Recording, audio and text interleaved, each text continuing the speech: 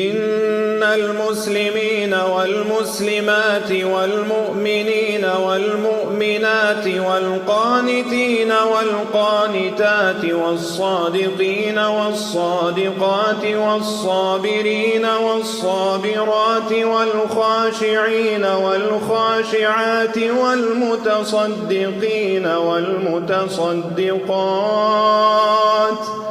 والصائمين والصائمات والحافظين فروجهم والحافظات والذاكرين الله